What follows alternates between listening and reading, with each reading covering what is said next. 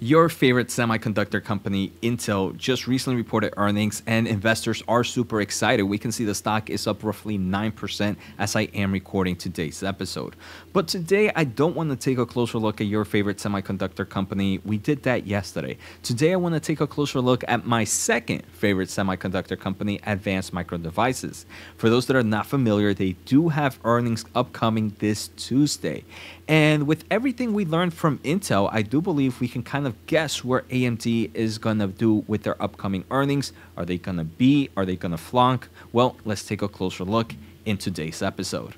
So let's just start off with overall guidance, right? Let's take a quick step back at last quarter and see what AMD projects. So AMD projects that that revenue will be roughly $5.7 billion plus or minus $300 million, which would be an increase of 2.5% year over year and approximately 6.5% growth sequentially. First, I do want to say I'm excited that we are going back to growth story here in AMD, back on a year over year basis growth story as we have seen in the past few quarters for companies like Intel, for companies like AMD. They have been declining on a year-over-year basis.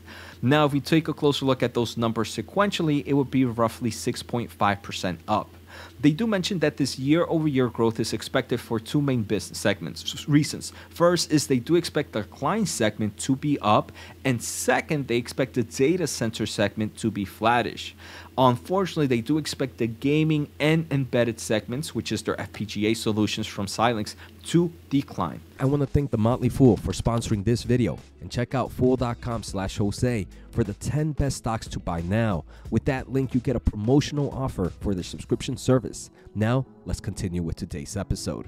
Now, they kind of mentioned sequentially they expect the client, obviously the consumer, to be up, the data center segment to be up, both of them growing at double digits. Unfortunately, they do expect that the gaming and embedded segments to decline, and this is what we're hearing, right? So now I want to take a closer look at some charts here for AMD. We can see AMD did peak on July of 2022 and then started to see that decline. That decline is due to mainly the consumer market really seeing that weakness, and obviously companies like Intel and like AMD really depend on the consumer space like desktop and laptops for their CPU solutions. Now we can see in April 23 things started to kind of bottom out, and then we've seen very small sequential growth. If those numbers are real with what AMD predicts, they expect around 5.7 billion at that midpoint. It does kind of showcase, hey, look, we're ready to kind of start that growth phase again. Here we can see kind of more closer rate of quarter year-over-year growth. Most recent quarter, they saw a decline of 18% on a year-over-year basis. Again, they do expect for this quarter to be roughly 2.5% year-over-year growth. So like I mentioned, we are going back to that growth story. So here they expect 5.7 billion plus or minus 300. I also wanted to take a closer look at what analysts expect. Analysts expect revenue to also be around 5.7 billion. So they do expect it to be in line with the midpoint of what AMD gave us. And I'm actually surprised. It does seem like analysts are here are trusting what AMD says.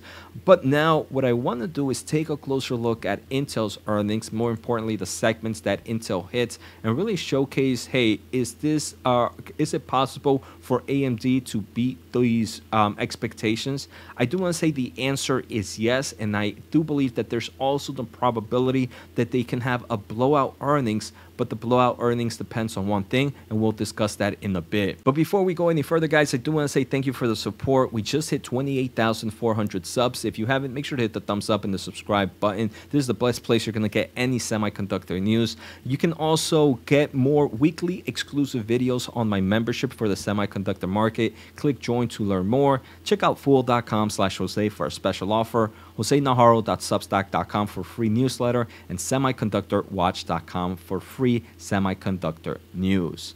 Now, I want to take a closer look at Intel. So we can see Intel is up 9% as I am reporting. Let's just take a closer look at their earnings just to see. We can see they did beat on earnings per share, and they also did beat in revenue expectations. So we can see they are doing a little bit better than what analysts are expecting, but they're also doing better than what they expected. So first, let's just jump back to previous quarter, right?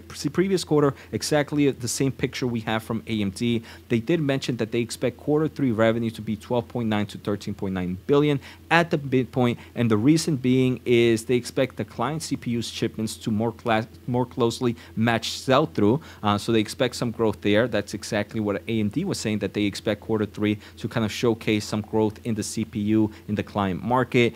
Unfortunately, Intel did say that for them, the data center network and edge markets continue to face mixed macro signals and elevated levels. While AMD kind of mentioned, hey, look, we might see more flattishness in the data center market, Intel said for the data center markets, they believe there's still too much uncertainties for them.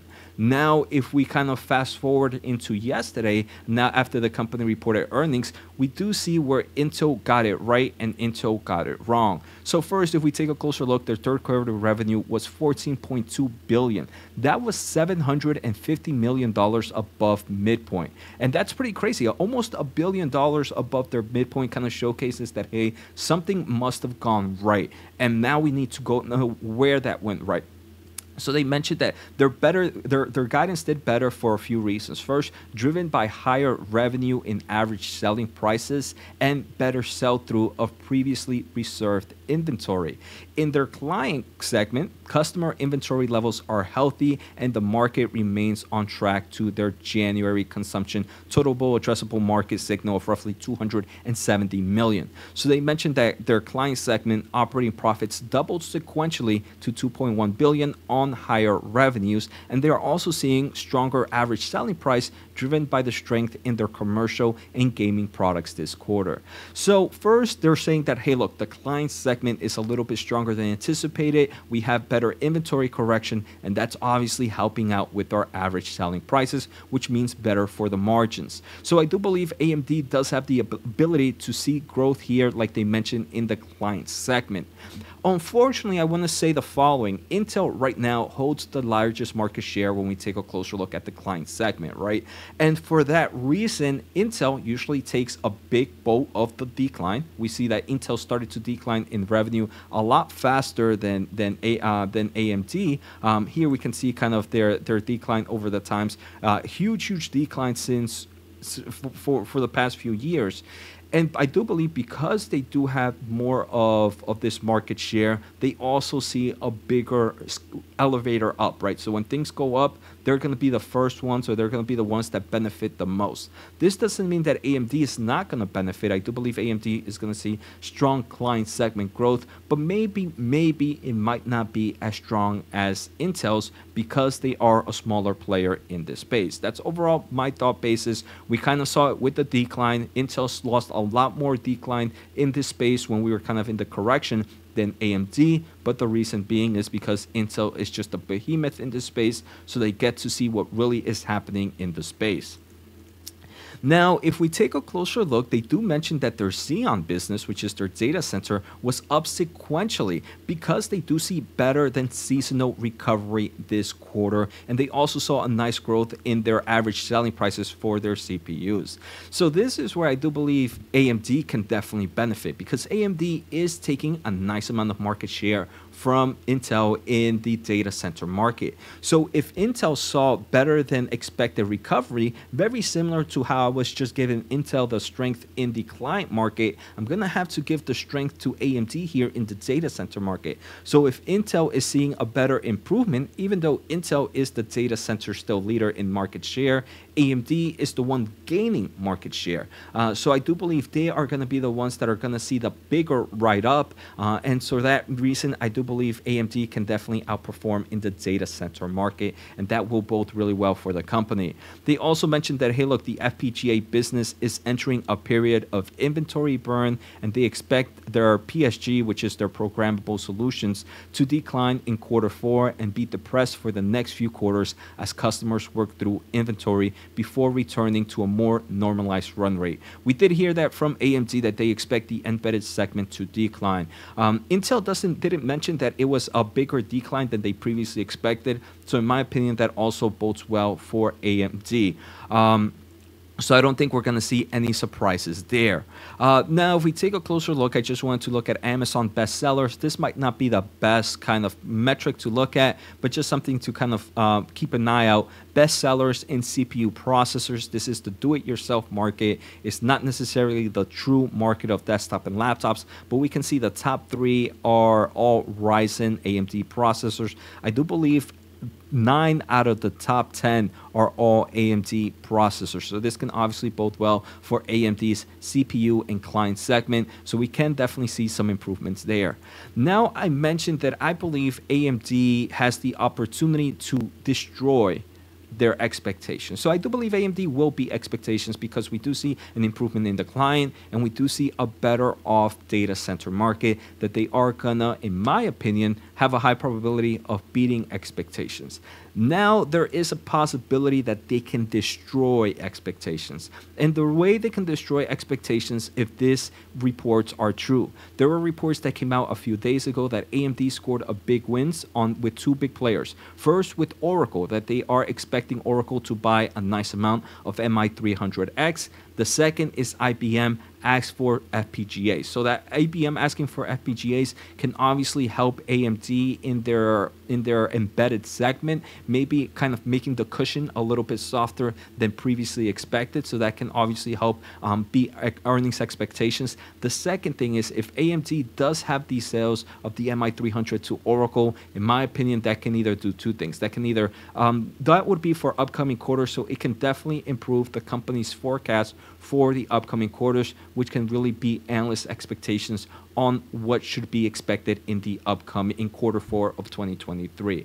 I do want to say we have heard from AMD before that the MI300, because the AI market is moving at such a fast pace, cloud server providers are actually moving a little bit faster to validate some of the solutions. And it does seem, if Oracle is definitely approving here, that they are moving pretty quickly because the AI market is moving so fast. So the final thing I wanted to take a closer look at is valuation. PE ratio for AMD right now is non-existent. I do believe in trailing 12 months is kind of on a negative trend, but I wanted to take a closer look at this gap where it's a little bit more normalized.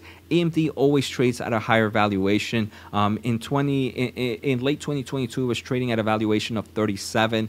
Now we take a closer look at forward 1 year. Forward 1 year PE ratio is 23.32. In my opinion, AMD is definitely sitting at some cheap levels, especially with stock prices right now below $100. AMD is my second position, so maybe obviously I might be biased here.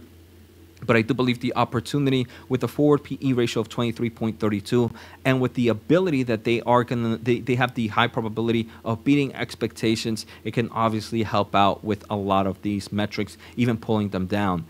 So I really do like AMD at these levels. These are ones where I would, if I didn't have a position, is where I would do a nice dollar cost average. It wouldn't be small dollar cost averaging positions. This would be at least maybe a third, a quarter size positions if I really wanted to build up. Obviously, the semiconductor market is tricky, and there obviously is times where we might get opportunities. Unfortunately, I don't have a crystal ball for that, but based on current valuations, it doesn't look that bad. So I hope you guys enjoyed today's episode. Take care, have a good day, and see you next time.